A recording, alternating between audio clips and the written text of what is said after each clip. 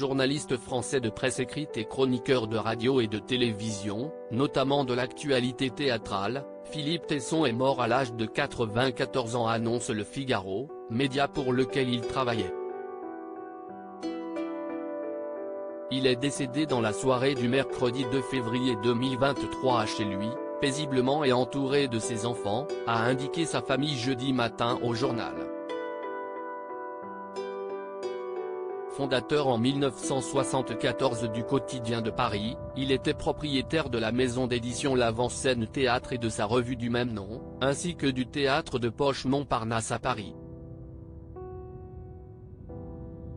Époux de Marie-Claude Tesson-Millet, 1942-2014, il est le père de l'écrivain voyageur Sylvain Tesson, de la metteur en scène et dramaturge Stéphanie Tesson et de la journaliste Daphné Tesson.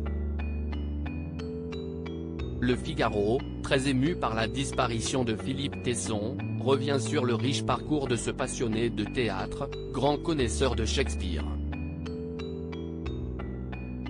Drôle, lumineux, cultivé, il appréciait autant de plaire que déplaire. Ses tirades enflammées allumaient des étincelles, sa curiosité des êtres et des choses ouvrait la vie comme une fenêtre, écrit Le Quotidien. Originaire de Wassigny en Belgique, Philippe Tesson est né le 1er mars 1928. Venant d'une famille bourgeoise classique, son père était notaire, il a fait preuve dès son plus jeune âge d'une insolente liberté et son indépendance, ne se comportant jamais qu'un aristocrate. Après la Seconde Guerre mondiale, il est entré à Sciences Po pour faire une thèse sur le romantisme allemand.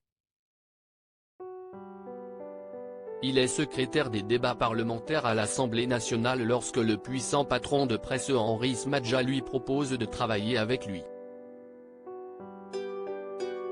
Polémique, théâtre et drame. À 32 ans, Tesson a dirigé Combat, le quotidien issu de la Résistance. Celui qui a été 32 fois convoqué devant la 17e chambre correctionnelle de Paris pour offense au chef de l'État a ensuite lancé Le Quotidien de Paris, publication qui manie l'art de polémiquer. Quand sa publication doit déposer le bilan en 1994, il se consacre à son premier amour, le théâtre. Critique au Figaro Magazine, après l'avoir été au Canard enchaîné, Tesson a écumé les salles de théâtre. Invité sur les plateaux de télévision, à la radio, il prit l'habitude de faire le spectacle, débordant sur le terrain politique et celui des idées, notamment par ses propos sur Dieudonné.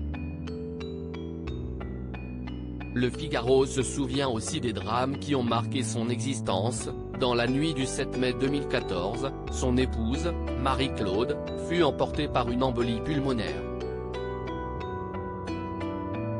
L'été suivant, Sylvain frôlait la mort à Annecy en tombant d'un toit.